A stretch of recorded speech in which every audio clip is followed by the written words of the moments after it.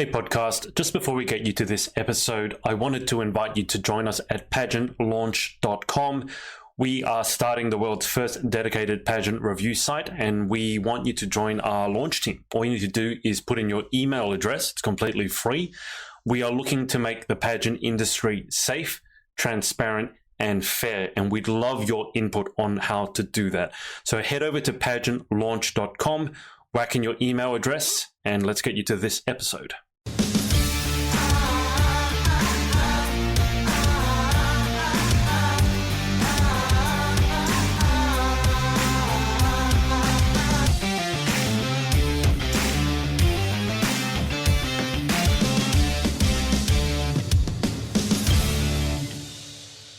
Hey everyone, it's Adrian from the Pageant Project here with you. I'm coming from my car again, apologies for that. I still have no internet at home and I've only had power for the last 48 hours. But I'm joined by Rowan Rice and Attieh Elena, both of whom took part in Miss Europe Continental in Italy. And I think by now most people probably would have seen parts of what's going on, but I think rather than me talking about it, I mean, the whole reason interviewing is for everyone to know exactly what happened, went on. So if I start with you, Rowan, maybe do you want to just introduce yourself before we delve into the deep and heavy stuff? Why don't you just tell people a little bit about yourself first? Right. Well, hi, I'm Rowan. I live in LA. I'm a model and a student of psychology as well. So that's what I do. And unfortunately, we are here interviewing today. I wish it was on better circumstances, but it's not. It's a pretty heavy topic that we'll be discussing. So that's who I am, and that's why I'm here, unfortunately. I love hair as well, I have to say. I think your hair is absolutely epic. It kind of reminds me of a character out of an anime or video game. My headphones. It does. It actually matches your background. That's what everyone says. Yeah. That's literally what everyone says. And then the second question is they're like, oh my God, wait, can I touch your hair? I'm like, sure. I mean, it's pretty soft. I'll admit. I don't think I'd go to the "can I touch your hair?" I think that's kind of invading personal space. I mean, it looks fantastic. Doesn't mean I want to touch it. I don't know where it's been, so I'm not going to touch it. I don't care. Dear me. And Attieh Elena. Attieh, can you give us an insight into yourself? Introduce yourself. Well, as you heard, my name is Attieh Elena, and I live in Canada, so I'm up here in the cold or down here in the cold, depending on where you're at. I am a model and actress as well. Actually, surprisingly, never done a pageant in my life. This was the first and only one that I probably will ever be in. And I am a business, and I am a business student here as well, specializing in entrepreneurship and marketing. Amazing. Yeah, if this was your first experience, I certainly wouldn't be surprised if it's the only one you ever want to do. Let's put it that way. And I didn't realize you were coming from Canada. I didn't have time to check, but when you said about previously before we jumped online, I thought it was like, it sounded a little Canadian with the about. Oh, good. A little. Yes, a boot. It wasn't quite that bad, but I've gotten really used to picking up on little accents. So it's like, that's a little Canadian. That, yes, definitely. First generation Canadian. My parents are immigrants, though, so. Cool. All right. So basically, to sum up, you two guys are probably freezing, and I'm really, really toasty. Lucky you. Exactly. Okay, so now that we've gotten the introductions out of the way, kind of hard to know where to start, but I'll throw it back to you guys. So I'll start with Rowan and Attieh. Just jump in. You guys can obviously talk at the same time. Can you give, so for people who don't have any idea what we're talking about, let's start there. So let's start with what occurred to you at the pageant, and sort of maybe if you guys trace the timeline from how you got involved to when you arrived, and then when it went downhill, then obviously to the lot of people leaving. Rowan, do you want to take it away, and Attieh, chip in wherever you feel? Yep, let's do it. So we joined an international beauty pageant / competition called Miss Europe Continental, and our expectations were very high. We were told that we would be in a 5-star hotel, that we would have amazing chefs cook us dinners, that our accommodations would be top notch, and that we'd be well taken care of, and we'd get to meet a lot of people. That we would have designers assigned to us, that we would have makeup artists who were professional makeup artists. Professional, please note, professional makeup artists assigned to us to complete our looks. And we were told that we would be doing our show for the world final in Naples. I forget the exact address, but it's a really beautiful place. That's where the other final was held. Yeah. So going in, this is what we all expected. But I had a bad feeling about the whole thing the first night that I flew in. The pageant started on Monday. I flew in on Sunday. So I gave myself some time to prep, just relax. The car that they told me would be there at the airport for me never came, sitting alone for hours in the airport at Naples. And I've never been to Italy, and no one came for me. I was like, strange men were walking by. Like, it was frightening, and I didn't speak the language, and so that was the first warning. Fortunately, some girls with the pageant came through the airport because they forgot their luggage, and they saw me and they were like, girl, you good? Like, what are you doing here? And I was like, well, they told me they'd come like for me, and they'd have a car, and they're like, girl, they're not coming. It's like, what, 1 a.m? So they never came. And so I went back to the hotel with them because they were just really sweet, bless their souls. And I would have been literally there the whole night. So that's the first thing that I was like, this is not good. Yeah. They're not keeping their word. They don't really care about the safety of the American, Of course. Not because I'm American. This happened to everyone. Yeah. So anyway. Yeah, no, it did. That was the first part that kind of got me, this is no bueno. Yeah. And then the next day, on Monday, everything was just so unorganized. They picked up everyone. Chaotic. I'll let you take over this one. Oh, it was, I flew in on a day early as well from Canada, and I actually brought my father with me as a guest.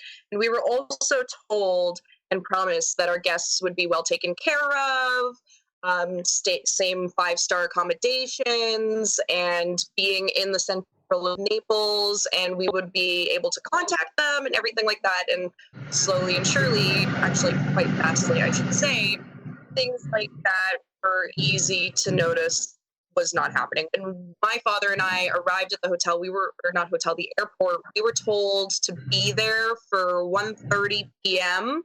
or before that, so we could leave for the bus. Right. When I was contacting Rowan beforehand, she said, her shuttle was supposed to leave at 12:30. So I said, okay, well then I'll see you at the hotel, because Rowan and I had actually been in contact before we even got to Italy. Right. And when I got there, there was still a whole lot of women just standing around waiting. They were completely unorganized. There was one girl with a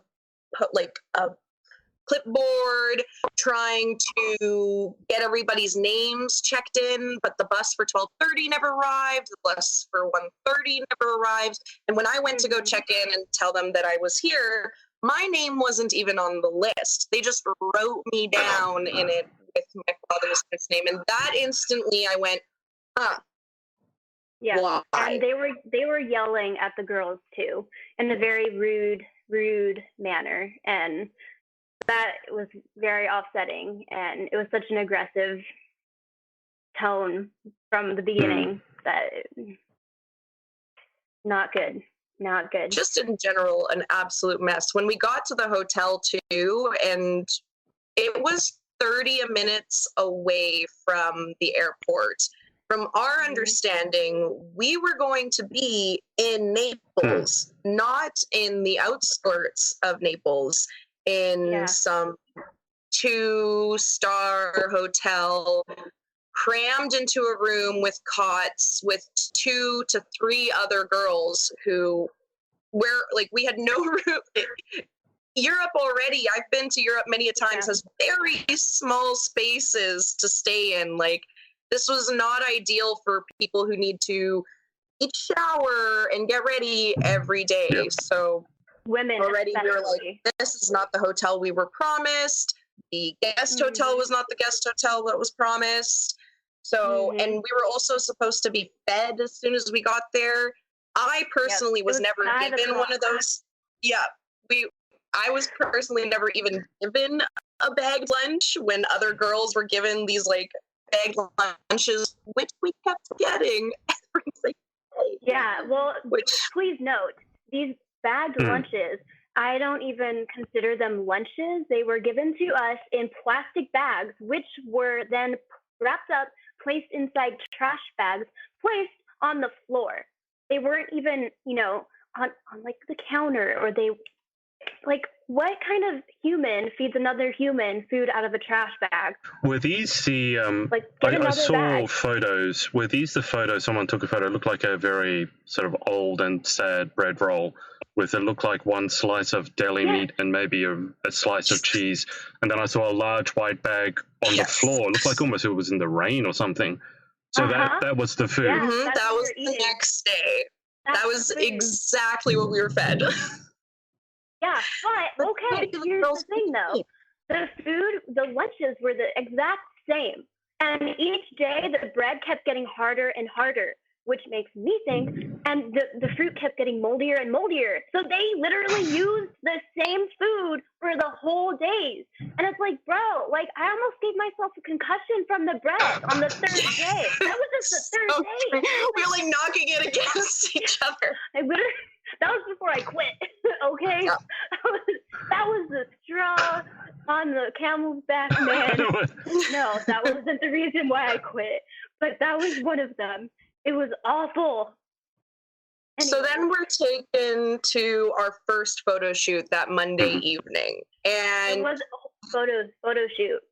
Photo shoot. We're promised in our contract we're going to get a whole photo lookbook and everything. And as a professional model, and I know Rowan can agree to this, a lookbook means multiple looks, multiple poses, and actual substantial stuff. You know what I mean? So we got there. My luggage had not arrived yet. It was still left in Canada. So Rowan graciously let me borrow her bathing suit and everything, which was great. Surprisingly enough, the competition and the organizers wanted nothing to do with helping girls who lost their luggage. Even though they knew they were inviting people from across the world, and it's a very, very thing that happens. Luggage gets lost. Like, it happens to me all the time. And we're crammed into this room to do the photo shoot, the makeup, and the hair. So when all of us get there, there's over 60 girls, like almost 100, being crammed and pushed into this room to get our hair and makeup done. And it's cold and raining outside. And it was cold and raining, and they wanted us to bring our 380 euro dresses through the rain with no like help or accommodation. They just expected us to just, like, I spent a lot of money on this dress. Like, can you give me an umbrella? Or tell me when it stops raining so I can go outside. Not the case. Yeah. When we were getting our makeup done, this is when more and more things started to come into play for me too, and especially Rowan, because we've worked with professional makeup artists. These makeup artists were students. They were not washing their brushes after application on different girls. They did not know what different skin tones, and frankly were almost acting like, because one of my roommates had a much darker skin tone than me, and she was saying, like, I felt like a science experiment. They literally had no idea what they were doing. And when it came to getting my hair done too, and I know Rowan can attest to this too, because she has a very specific hairstyle, so you have to style it very specifically. Mine's boring and bland, but they had no idea what to do with my hair, let alone hers. So in general, these professionals that we were promised were students, didn't even have their certificate yet. Yeah, they got it after the show. They received them after the show. Wow. And also my makeup stylist, one of them on the first day, she started plucking my eyebrows. And this is a huge deal because eyebrow shape is money. Your face my face is my money. And so if you change anything in our faces, every model knows this, it changes your look completely. If you do anything to the hair, it changes your look completely. And I've never actually done my eyebrows. It's not I don't have enough to begin with to do them. This is all like penciled in. Anyways, side note. But he started plucking, and I was like, what is this pain? And like, it was over before I knew it. And I was like, you're supposed to ask if you can like pluck someone's eyebrows, first of all. Like, you don't just like, oh, I'm just gonna mess with your look. Like, They tried to do the same to me, and I told them, no. These are literally, you're not allowed to touch. Those are the only things I care about. Just kidding. And then, like, even the photo. You should tell the photo shoot things. Yeah. So the photo shoot, it wasn't even a photo shoot. That's why I said photo shoot in quotes. Because Attieh and myself both are professional models. We understand how photo shoots work. You get their makeup and hair, you do the shoot. Shoot lasts maybe like 1 to 2 hours, depending on how many looks you have. So they were rushing us so fast. They treated some girls differently than the rest of the girls. So this is conspiracy. So I think they already had people picked out who they wanted to be in the top 10. Conspiracy. Okay. Yeah. Anyways, because they treated the top 10 girls differently than the rest of the girls. Whatever. But that being said, our looks they went by so fast. And I'm like, what the heck? They just had us pose, and then go. And they literally, they had the split half. There was the girls who were given more opportunity in the photo shoot on one half, and then the rest of us who were crammed into this corner to use one bathroom to change in, which the doors were wide open as well, might I add. And we had to change from a gown to a bathing suit, which is, you got to change everything. Yeah. I remember staff yelling at us. Constantly. They were constantly yelling, pounding on the wall, telling us, don't touch your makeup. And we're all just like, we're trying to change. So I remember specifically when I got up there in my gown, they said, okay, you have gown picture and your bathing suit picture. I'm going to make 1, 2 pictures for the gown and the bathing suit. And that's it. And I said, what? Do I get to see them and then try again? Nope. So each girl who was on that other side walked in her gown, one pose, went and changed. Never got to see the pictures. Yep. And another note on their yelling, like I said, they were students, the people who were doing makeup.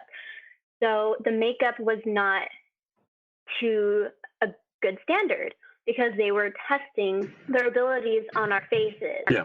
And it was getting late and there was improper lighting. So a lot of us, they overlined our lips, which completely changes the look that you have. So like we all understand like face, like eyebrows to here, like whatever, like the measurements of the face. And as a model, we all know our face the best. And so some of us were slightly changing the makeup to contour our face better. And they were yelling at us. And at one point I was like fixing the overlined lip because it did not look appealing. I did not look like myself. It was really bad. And I had a lady, one of the staff members, come into the bathroom and yell in my face and say, don't change the makeup. They did it that way for a reason. And I just stopped and I looked at her and I kept looking at her until she walked away and I kept wiping it off. I was like, There, It was that night was not fun. just with the yelling, because this has been sort of a recurring narrative in what I've been sort of messaged privately as well as what I've seen publicly, that there seems to be a lot of yelling. I mean, they might say, to play devil's advocate, that they were just being passionate or that they were tired.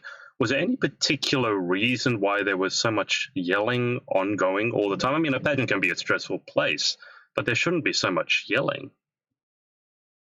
Absolutely. You know, I grew up with a European mother and an Arabic father. In general, the culture is very loud, but you can tell in a tone when somebody is addressing you in a manner that is diminishing you or trying to control you. Right. And I noticed a lot of times that despite that these were women organizing us and working with us, it almost seemed like they themselves were taking out frustrations on us. You know what I mean? Right. In a sense, Okay. because the constant bantering, I remember listening to one girl. She was very upset with the fact that she lost her luggage. She was crying. She didn't want to wear anybody else's clothes. You know, being a little frustrated in general. Anytime somebody has that high of emotions, just traveling for whole 4 hours and everything not going that way, it was apparent that she was upset. And instead of one of the women organizers or supervisors or whatever they called themselves, trying to calm the situation down and being understanding, because technically that's what they were supposed to be doing for us since we paid you. I remember specifically this worker saying to her, well, if you're going to continue acting this ugly, the door is automatic and you can go. So already there, that's connotation for their tone constantly being negative. How would you, I mean, from the way that you're describing it, it would seem that their tone was condescending combined with aggressive. Is that a fair enough way to put words in your mouth? But was it a condescending and aggressive tone, or would you describe it as something else? No, I would definitely describe it as condescending and aggressive, because even some of their body language, you may not be able to speak a language, but you can definitely read body language. And if I'm sitting in a bathroom trying to pee the next morning while other girls are getting their makeup done and they start pounding on the door and screaming at me instead of lightly knocking, going, hey, are you okay? Like, are you making sure you're not touching your makeup? That's a different way than pounding on the door saying, you absolutely cannot touch your face. Stop it. Open the door. Da, da, da, da, da, da. That's inappropriate. People don't talk to me like that here in Canada. I've never heard anyone address anyone like that anyway, let alone in a pageant. So, I mean, obviously there are a lot of, we could probably go into a lot of small details as to what was promised and what the reality was. So it obviously seems like what they promised to you guys. And how did they promise these things, or make you think that there were going to be these things like a nice hotel? Was it through email? Was it through a video call? How did they communicate that to you guys? Yeah. So we were all emailed contracts. Right. I'm not sure actually if everyone was emailed. It might be through WhatsApp. Sure. But we were all emailed a contract. We were expected to sign and then give back. And it was all lined out and listed with addresses inside that specific contract. And every one of us received it, including, if I'm right, Attieh, even for the guests, did they receive a contract like that as well to sign? The guests? Yeah. So they did. Wow. The guests receive a contract, which I thought was weird, but I didn't know. This is my naivety. I'd never been in a pageant before. So I was entrusting this woman who was scouting me to give me the information that I wanted and needed. And she was in turn selling me lies, as she was doing, as all of them were doing to all of us women. Yeah. Right. I mean, that's every single one of them. highly unusual. That's a first. Actually, I've never heard of any pageant giving contracts to the guests. But okay, so they gave you guys contracts. They communicated to, we assume, pretty much everyone. Can you outline for me what the events leading up to when a bunch of you walked out? The next day. So what happened? Was it just that was the next day. Was that when a girl was struck, or was there something else? Yes, that was when the girl was struck. So leading literally up to the all of Tuesday, that the next day. Yeah. So leading up to all of that tension, we arrived. We had lunch, which first of all was the awful like crusts of bread, loaves of bread. They're not. Which you saw in the rain in the garbage bag. And the moldy little orange thingies, whatever those are called, I don't even know. So we got that for lunch, and everyone was pretty upset. That's when we were like, "Oh, we gotta revolt, man! We gotta revolt." We didn't know how bad it could get.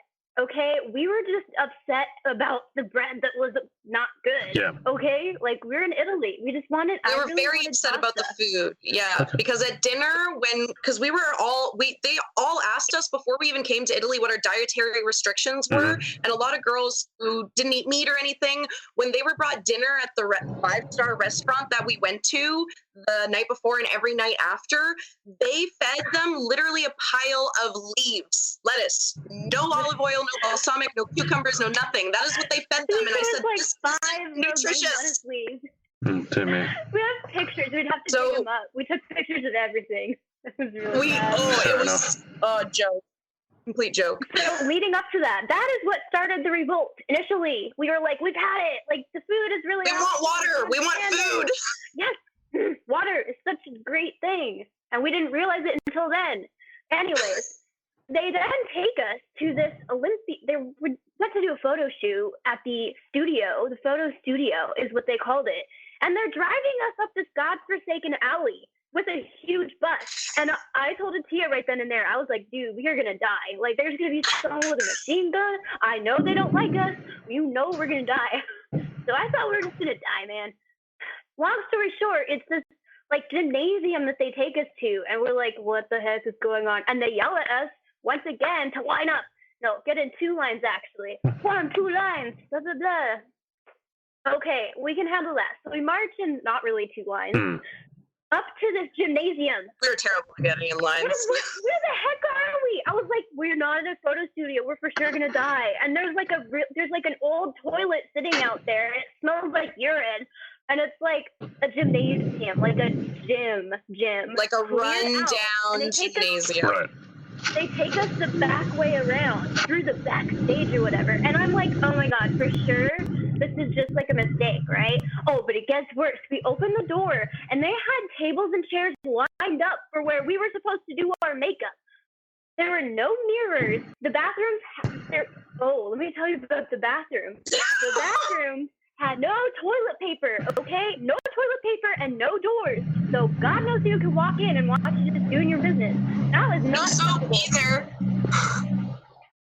Okay, and then we go to the actual like stage itself, and we're just looking around, and we're like, what the heck? And like all of my stomach dropped, man. My stomach dropped. I was like, this cannot be happening. This is a nightmare. All of us paid money to be here in this gymnasium when we were promised to be in Naples at the place where the other girls, the other show, the other pageant, the European girls were doing their final. Would it not have been that difficult to make our final in the same place? They chose to lie to us, especially on our contracts as well. That was like the ultimate, oh, hell no, breach of contract thing. Like, no, you lied to us how many times? We have you on how many counts for breach of contract, for leaving girls in the middle of the night at the airport, and now all of a sudden, where the heck are we?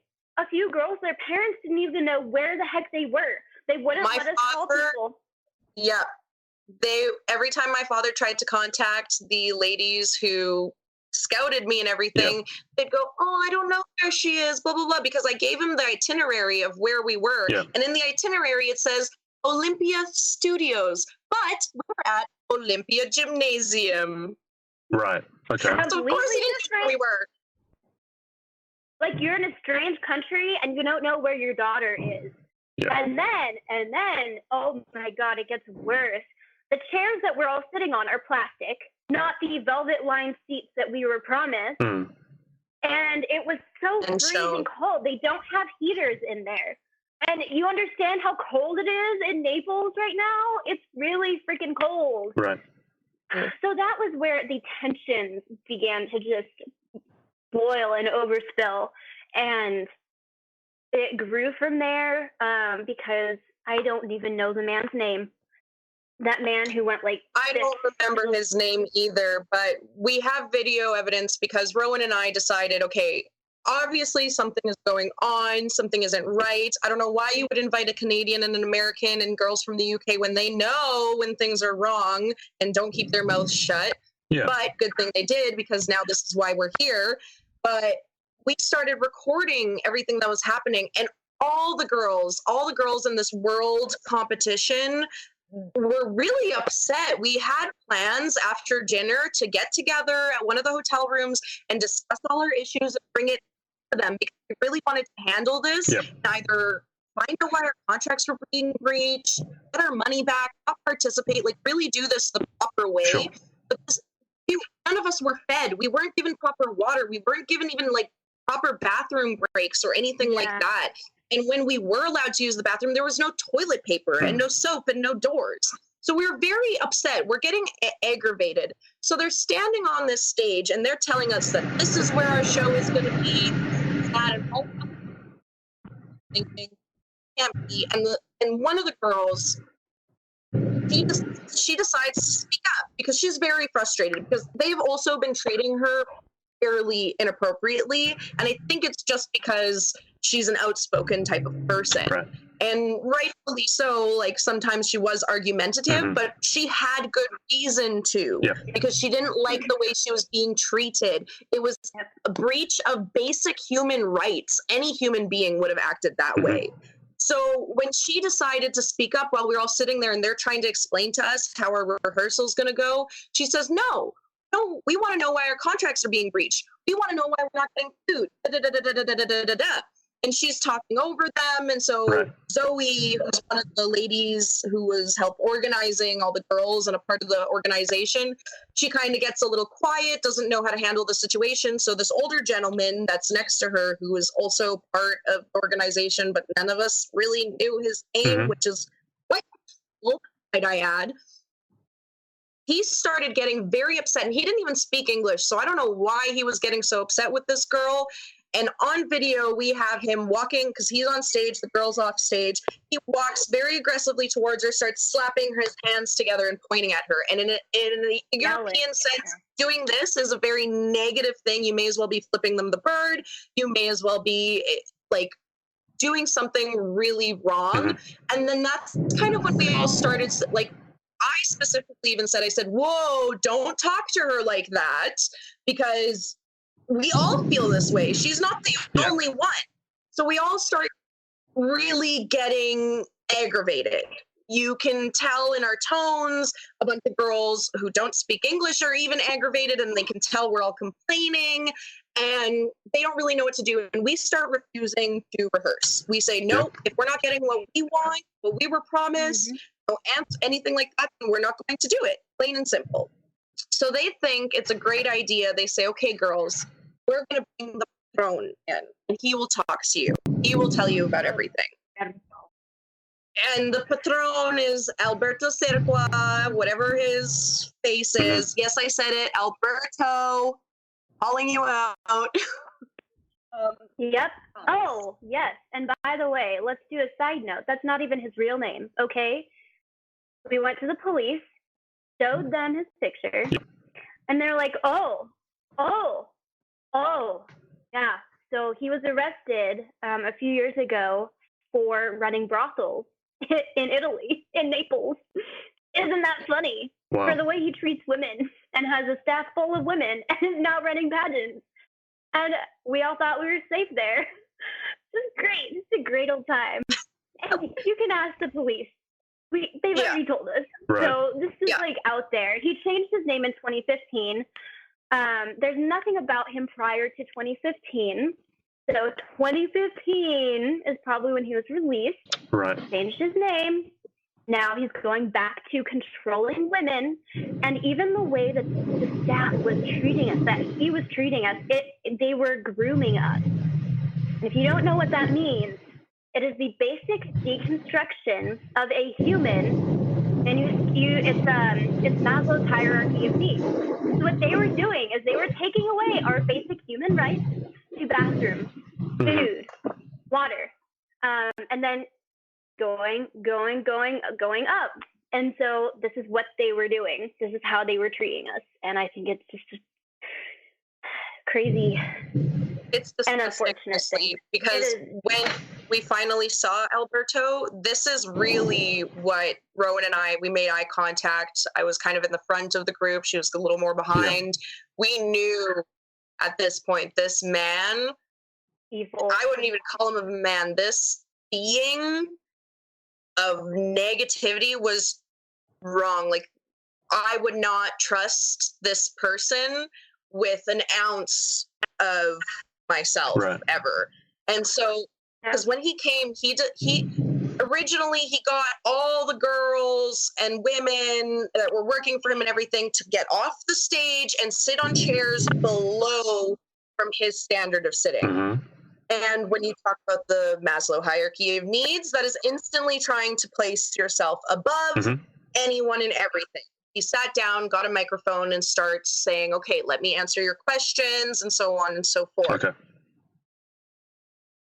He did not answer any of our questions. When we posed questions and asked specifically, why are our contracts getting breached? Why are we not getting better food? The first thing he says after one of the women who work for him translate, which he also made sit on the stairs lower than him. Right. He explains what one of the questions are, because at this point we calmed down. We're like, okay, now we're having a conversation that we all actually need to have. Yep. So the question was posed. Alberto listens to the response and simply says back in Italian, which got translated again.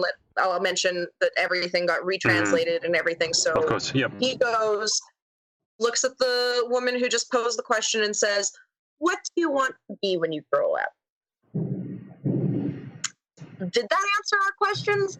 Pretty sure half of us are grown up over here already, and we want to know why we're not getting fed properly, why we're not where we were told we were going to be, we're not getting the accommodations that we were promised, our guests are being treated like this, and this, and that.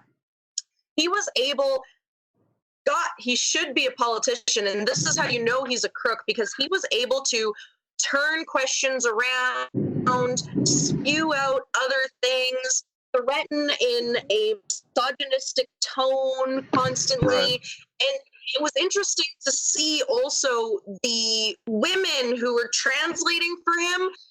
Obviously, because I can pick up on a little bit of Italian, they were not translating the things also some of the other girls were asking when it came to that. And he kept talking over. At one point when I was recording him speak and everything, he literally got up and walked towards me and tried to make me leave because I was videoing, and I said, I'm not leaving because this is my basic right. Yeah. We are under negotiation and speaking right now, and frankly, I don't trust you. And all of the women around me too were like, no, she's not leaving, she's staying. Like, for real, you're not making any of us leave because we want to record this. Yeah. And we have this whole entire conversation, like even just like listening and watching his body language is just so disturbing. Like, I've dealt with criminals in my life, and that is one of them for sure, allegedly. And at one point in our video that Rowan and myself and one of the Norwegian girls compiled within a couple days afterwards, after this happened, you hear him stating, he's trying to explain what this show specifically, especially for us. He kept saying that he cared more about the world girls than he did the European. That's what we were. We were his money makers, and then for the actual European competition. Yeah. Do you understand? Okay, well, hold on. We thought we were part of a pageant. We were not told that we would be in a fashion, what do you call it? a fashion walk. Right. We were Yeah, not told that. fashion So, show. He said, number one, fashion. he's trying to make money off of free models because some of us signed waivers giving away rights to all the images monetarily. So that was just a side note. Continue. Yeah. So, yeah, that's honestly, like, as a professional model, I don't sign waivers unless I'm getting paid. So it was quite interesting to see him constantly say that, oh, you work for me, you're this, you're mine, putting us into this type of owning mentality. And I'm not swayed by a man in a fancy suit. I'm not swayed by any man in general. So I don't need to be told that I'm owned. And frankly, as a business professional as well and an entrepreneur, I know I paid you. So technically, sir, you work for me. Exactly. He was stating when he was explaining, oh, I care about you women the most. This fashion show is to promote la moda, which is fashion. And then he throws in, and no violence against women. And the show is for against violence against women with a literal interpretation. That's the part on the video, because that's part of the like the titling of the video. Is that moment? That moment, exactly, yes. Right. So he sits there and tries to tell all of us, which we were never told before, as we were not told about this fashion show, which was a competition for the makeup artists and hair artists that were just doing our hair and makeup, might I add. They did not tell us that this was to promote no violence against women, because frankly, I think that's something that should be mentioned, because a lot of other people would probably be like, you know what I mean? And then within, just like in the lead, 29 minutes, after he decides he's had enough of listening to our questions that he's not answering, he says in a threatening and frankly aggressive tone, if you don't want to do this with me, then you can leave. We will let you go. You'll get locked out, all these sorts of things. And we're like, well, we don't want to participate because nothing has been answered. Nothing has been proven. You're not even giving us saying, oh yeah, I'll give you more water. Like there was nothing until way later on. But so he gets fed up. And in an act of proving his dominance, he tells the DJ to turn the music up to lessen our voices, in a sense, which again is another thing on the Maslow hierarchy of needs that you're taking away from us, is our voices and our opinions and our questions.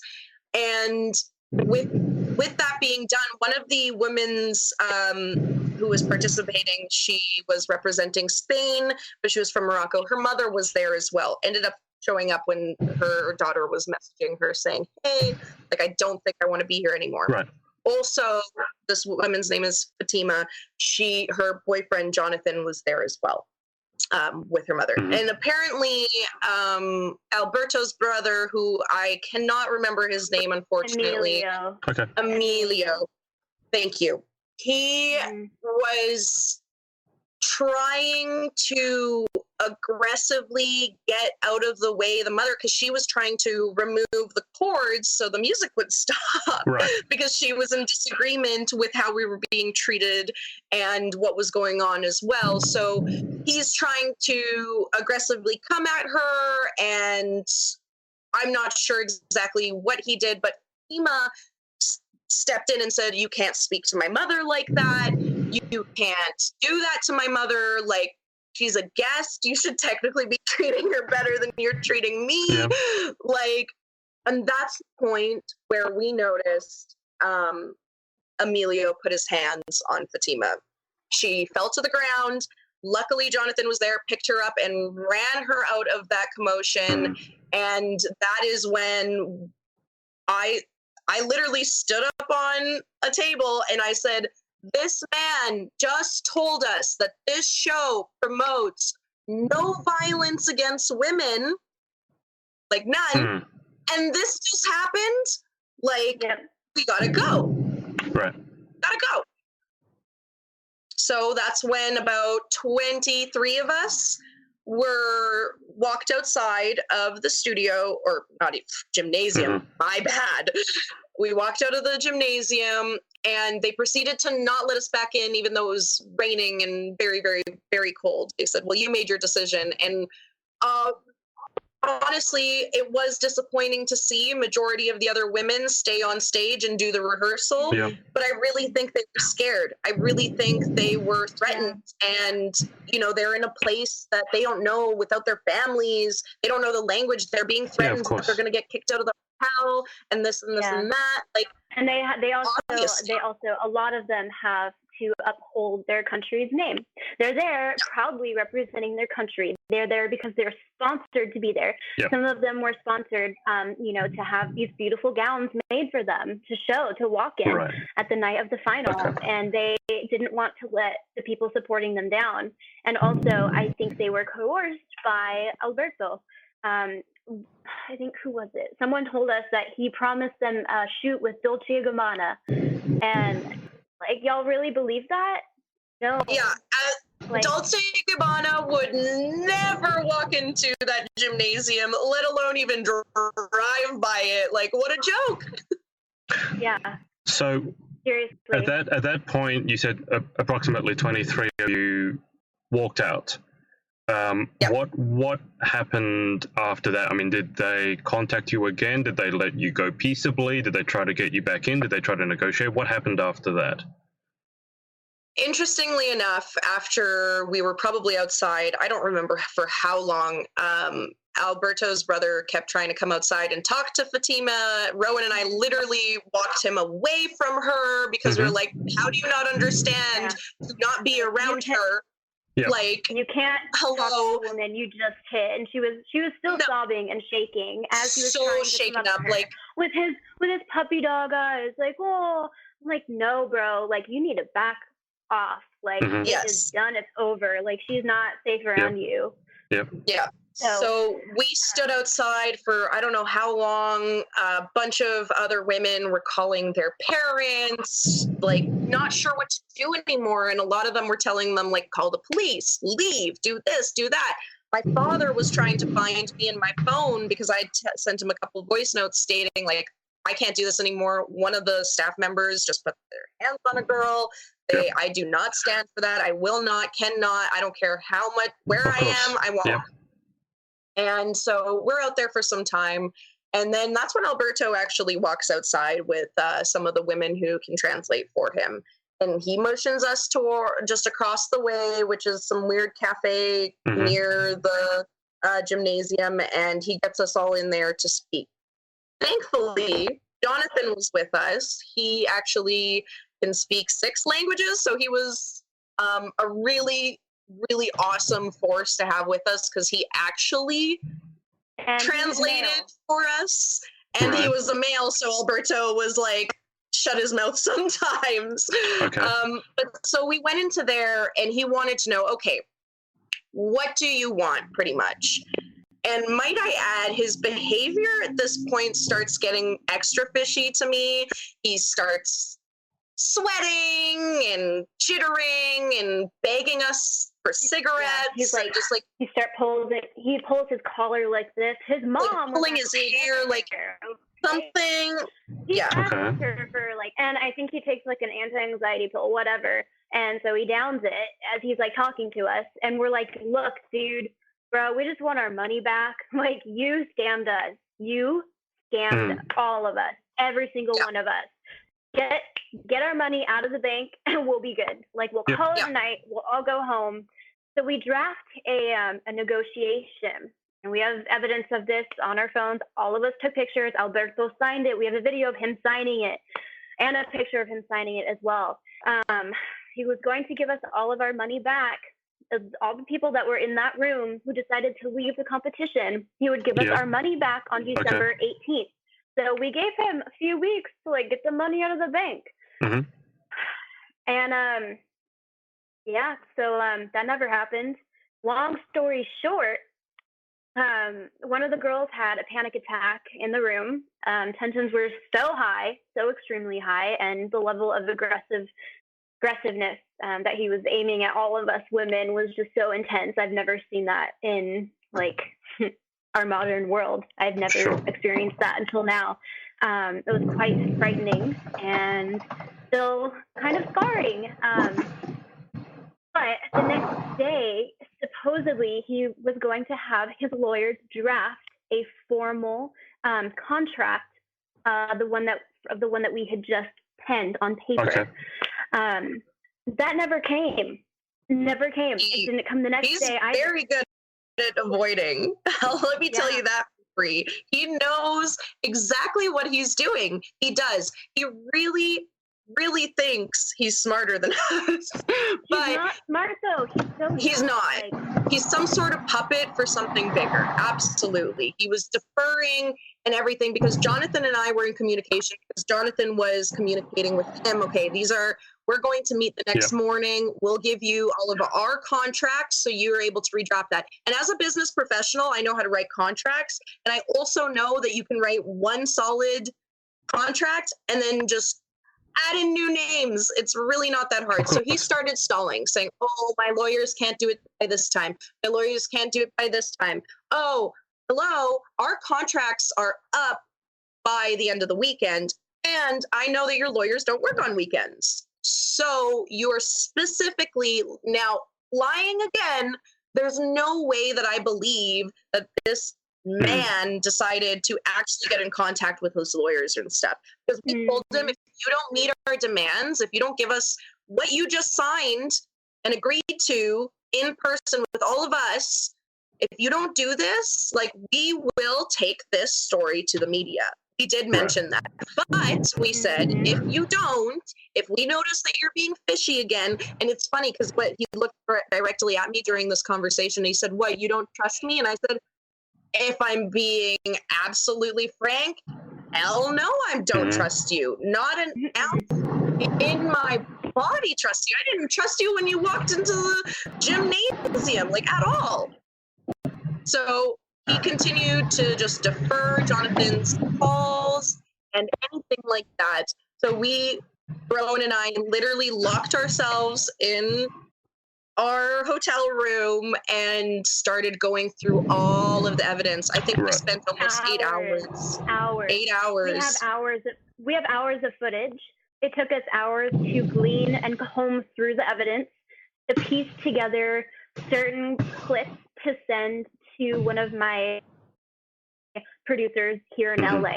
Thankfully, he was able to create the video for us. So shout out to Spencer. Thank you so much. We all appreciate you. But so that was made, and then we all posted it.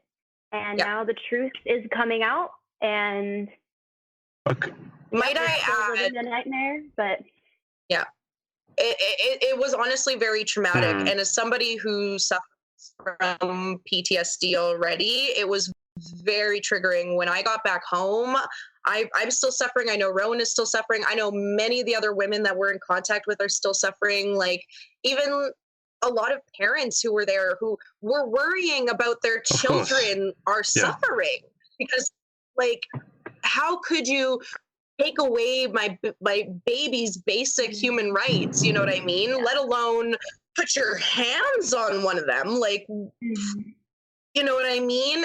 And might I add, for the majority of us who had left that day, the second day, we weren't in the competition anymore. We didn't go notice more of these horrid events happening, but more and more girls started dropping out because they realized there were girls already out. Makes sense. And they could and would have the opportunity to leave. Because a lot of like my roommates and some of the other women who were still partaking in the world or the European thing, they would tell me things like they continued not to allow them to water. One of the contestants actually passed out on stage, and one of the makeup artists passed out backstage because they weren't even giving them proper nutrients. Right.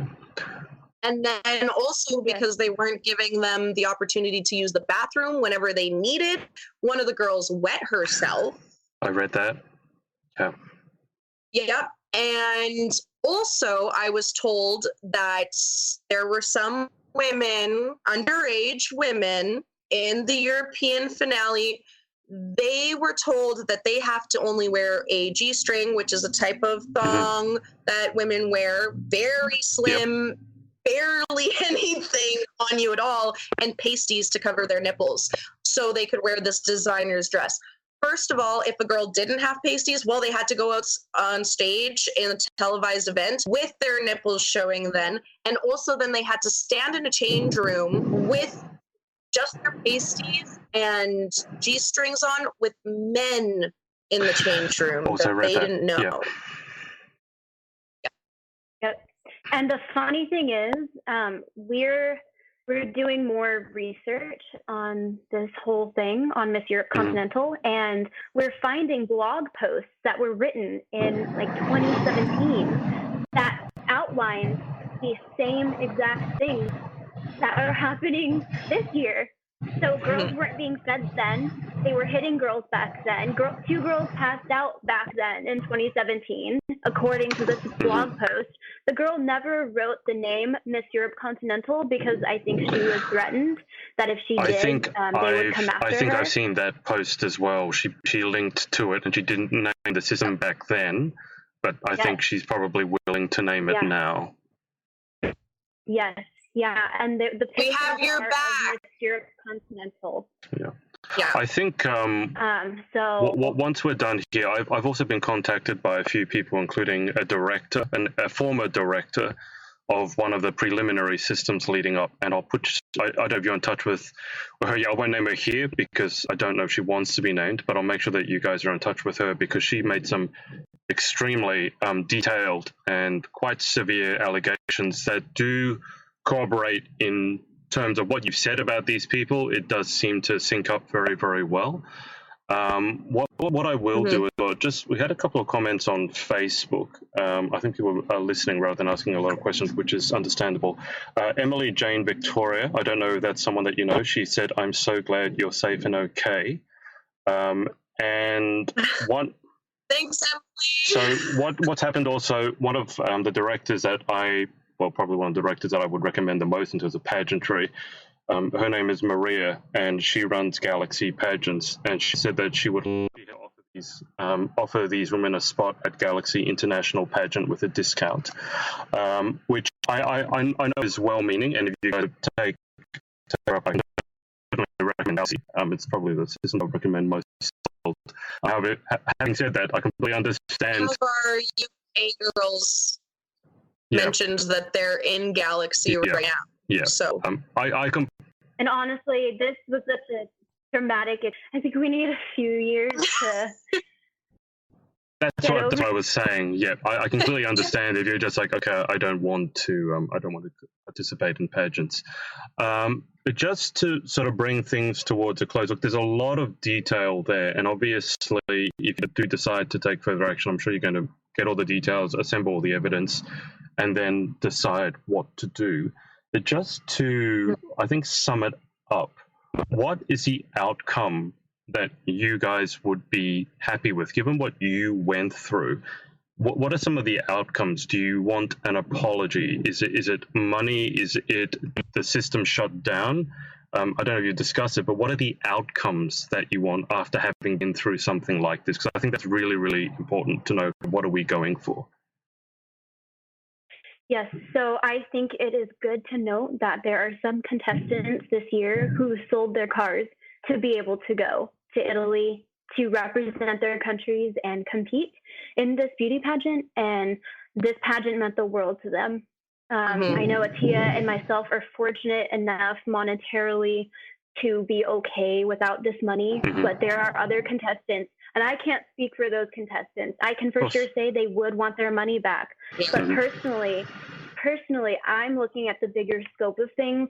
I'm looking at the abuse of women mentally, physically. I'm looking emotionally. Just the basic human rights issue. And I want these guys taken down. I don't want their money. I want them taken down. I want them in prison.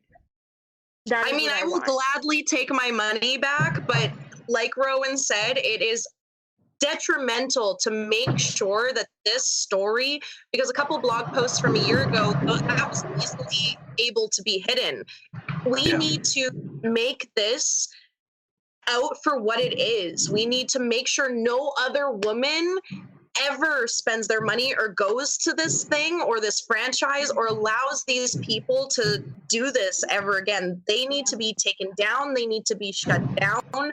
And we want no harm ever for another woman ever again. Right. It's affected too many women already. If you look at the past 5 years of the pageant itself, this has affected probably over 500 women, maybe even 1,000. I'm not sure what their numbers were when they first started out, but since its inception, it has been affecting women year after year after year. Women are silenced because of threats.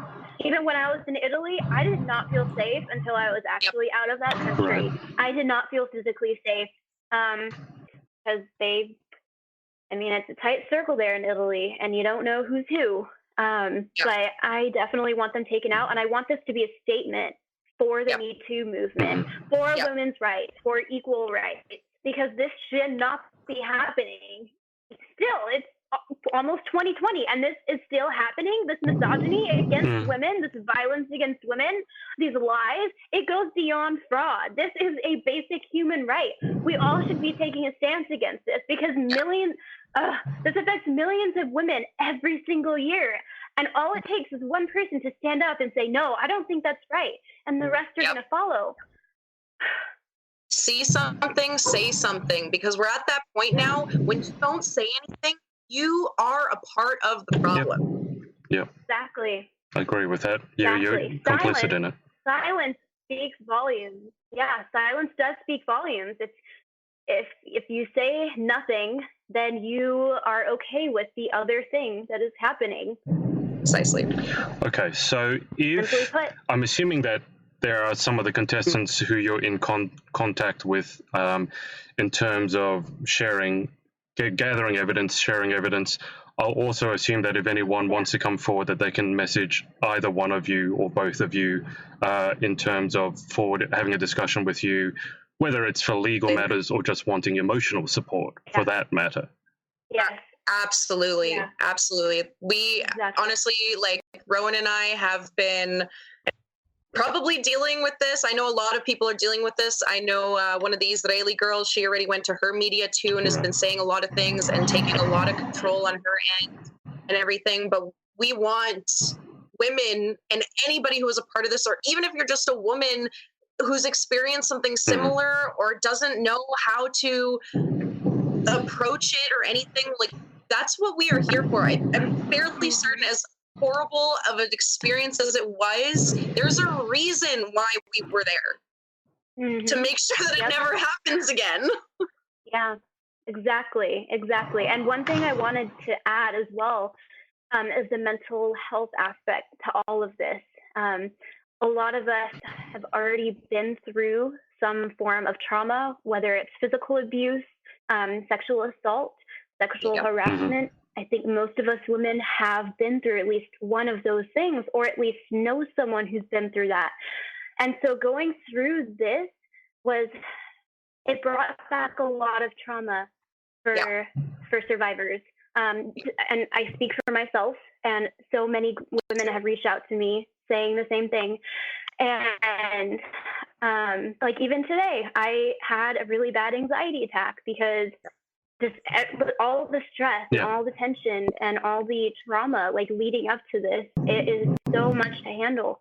But people, and just women in general, you need to know, and this goes for men too. Like it's not just women. Of course, If you have any sort of trauma that you've been living with, and that is still affecting you to this day, it could be PTSD, acute stress disorder.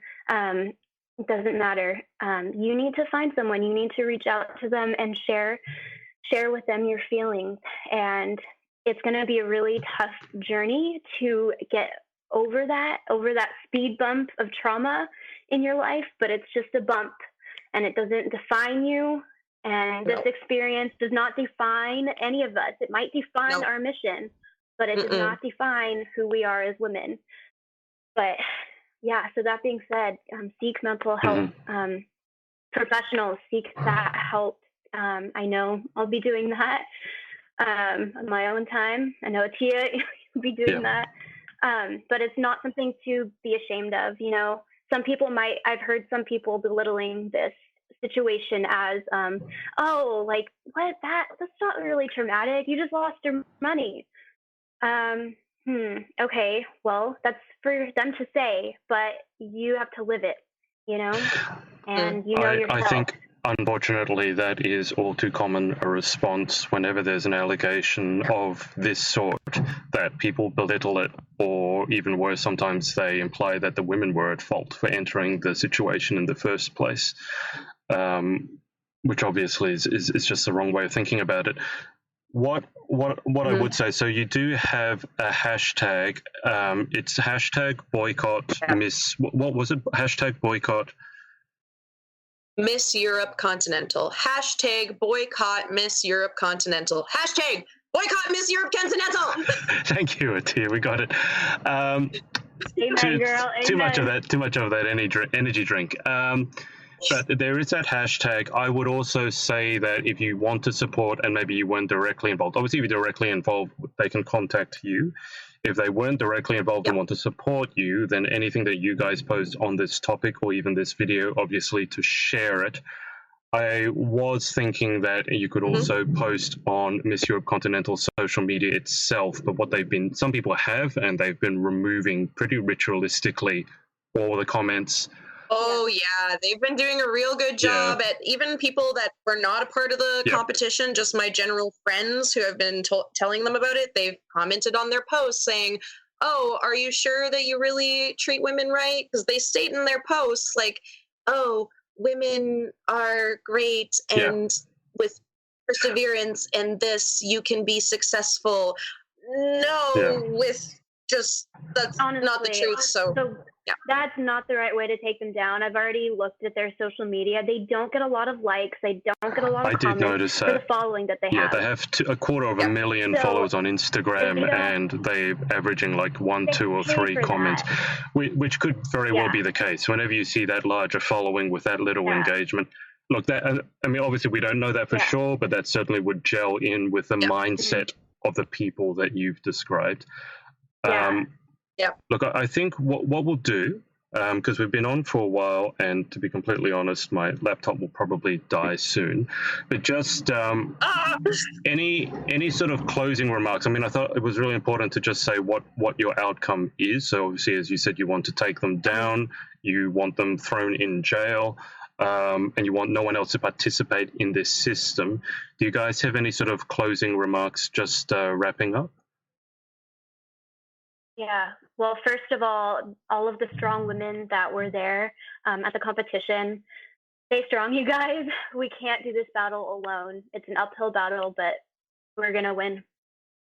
We are stronger together. We're strong apart, but when you put this many strong women together, you're really reckoning like with a hurricane here. Why do you think that they name hurricanes after women? Because of the abilities and strengths we have putting together.